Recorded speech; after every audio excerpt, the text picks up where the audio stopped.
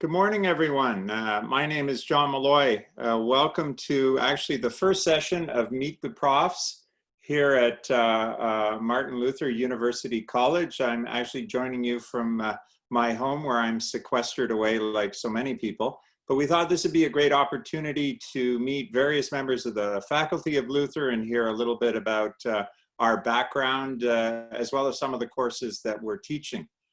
So first of all, to tell you a little bit about myself, I was born here in Waterloo region in Kitchener, actually. I now live out in the community of Conestoga with my wife, who's an emergency doctor. I actually live with a real life hero, quite busy these days, obviously, and our two sons. One's in grade 4 and the other is in grade 9.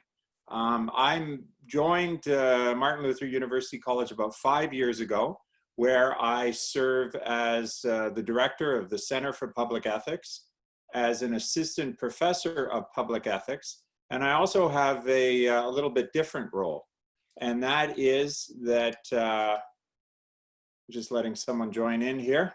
Welcome. As I said, my name is John Milloy. I serve at Martin Luther University College as the director of the Center for Public Ethics, as an assistant professor of public ethics, and also in the Department of Political Science at Wilfrid Laurier University as practitioner in residence. So I have a role as an informal ambassador between the two institutions. I spent a lot of time working with political science students, and I'm always pleased when they want to come and take courses at Luther. As I think students may be aware, a Luther course is a Laurier course. You're very welcome to come take courses, and it counts as a full credit. There's no difference between the two administratively. So to tell you a little bit about myself, as I said, I live here in Waterloo region with my wife and two sons. I was born here.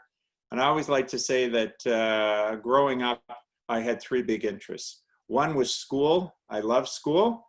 My mother always said I spent far too long in school, 9 years in university. I actually left town and went to Carleton University in Ottawa to pursue a BA in history and economics. I did a master's overseas at the London School of Economics in history, and then completed a doctorate at Oxford in history as well. The second interest I always had was politics. I became a page in the Ontario legislature. Some of you may know that program or may have actually been part of it. When kids are about 12 or 13, they're invited down to Queen's Park, where they deliver messages and get water. They're actually on the floor of the chamber and get to see politics firsthand. And I fell in love with politics.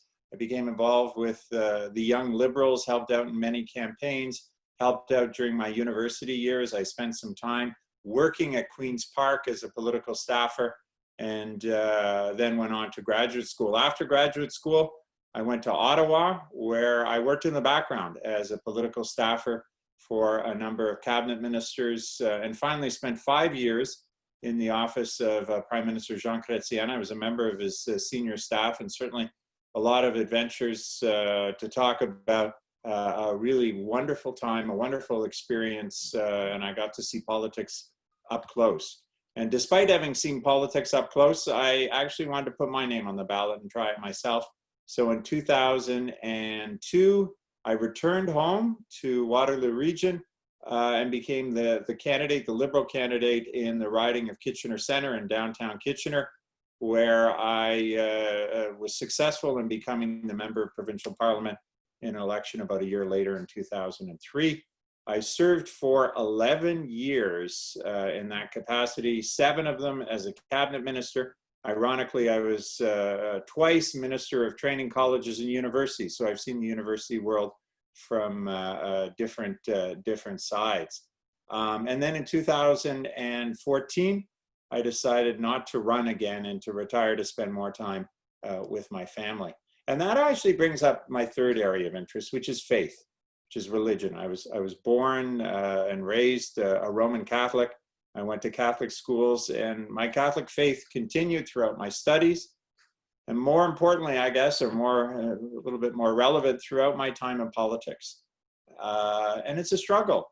I think everyone realizes it's a struggle to be a person of faith and to deal with the very messy world of politics. But I kept at it, and I spent a lot of time thinking about the intersection between the two. What did my faith bring to it? My political life, how did I translate it? How do I deal with those messy decisions, those moments when you really are torn? And as I left politics in 2014, I had a great appreciation for the challenges that people of faith have in political life. And then, to my astonishment, it was almost like my dreams came true. I got a call from the then principal dean of what was then Waterloo Lutheran Seminary, and he said, "Hey, here's an opportunity for you to put your three interests together. Come to Laurier, come to Luther, and talk about this question about what you believe, what your faith is, and how does it intersect with the reality of politics. Bring your interest, bring your background, bring your experience." And I've never looked back. It's been a phenomenal experience, tying it in with my work of political science. I have learned a lot, and I've had so much fun. I so enjoy teaching students. As I said, I can draw on 9 years of experience in university.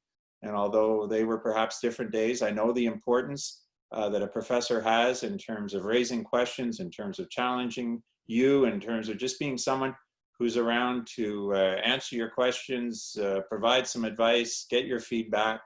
The classes, I love classes that are very interactive, that allow students to reach out to each other and speak and exchange ideas, and sometimes maybe argue a bit and mix it up a bit. I always tell students right at the beginning a bit of a spoiler alert. My class is about the sort of intersection between what you believe, what your faith is, and doesn't necessarily have to be, you know, I'm a Presbyterian or Catholic or Buddhist or Muslim. It can be just, look, I'm a person that believes in some really important things and I want to bring it to the world. I'm not going to provide you with the answers of how you do it, but I'm going to give you some tools to think about it. And I joke over and over again that my role is to mess with your minds. And I always remember one of the best compliments I ever had was a student came up to me and said, "You know what? You always make a joke about that, but and she said this in a positive way, I got to stress, but she said, you have messed with my mind a bit. I leave this class wondering and questioning, and you give me a lot to think about." And in my mind, that was the greatest compliment that I ever got as a professor. So let me tell you a bit about the two classes I teach. This fall, GC 201, Public Faith and Public Theology, again, open to any student at Laurier. And we look at this whole idea of how do you bring your deepest convictions, how do you bring what you believe to the public square, to the world at large, and how do you make a difference? Because we live in a very, very troubled world. Again, it's about giving you the tools.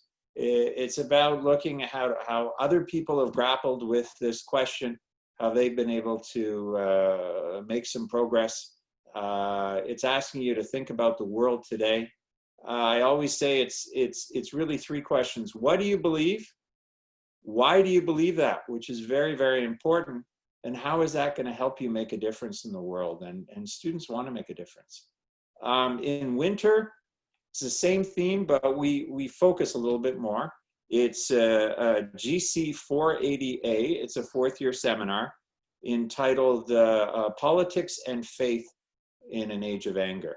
And what it is my attempt to really look at this idea of politics in terms of voting, in terms of public policy development, in terms of running for office and being involved directly in politics. And what's the role that faith should play? I look at it from a theological point of view. I take a look at it a historical point of view. Faith communities and people of faith have been very active in politics in Canada since the beginning, and they're still active in politics. So let you get your head around that. And then finally, from a practical point of view, how can you bring it to the political world? And although open to students of all disciplines, I find that many political science students have enjoyed thinking through this aspect of it. The final thing I'll add is, for those of you not familiar with Luther, it's a welcoming community. Yes, we consider ourselves faith-based hosts, but we have people of all sorts of faiths that come, faith traditions, no faith tradition. We have had students, I have had multiple students who have told me privately and also publicly, they're atheists. They don't believe in God, which is absolutely fine. They're very, very welcome. But it's about wondering, what do you believe and why do you believe it? And how can it make a difference? And that's what my courses are all about. So I look forward to welcoming you to both of them in the coming year. As I say, GC 201 in the fall, GC 480A, obviously with all that's going on, we're going to have to make some allowances for some distance learning, but I think it's going to be a wonderful year, and there's going to be a lot of opportunity for people to ask themselves some pretty important questions.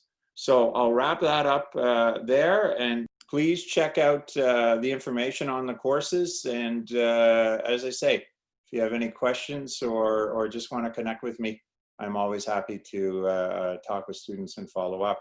Have a great day, everyone, and hopefully we'll see some of you this fall.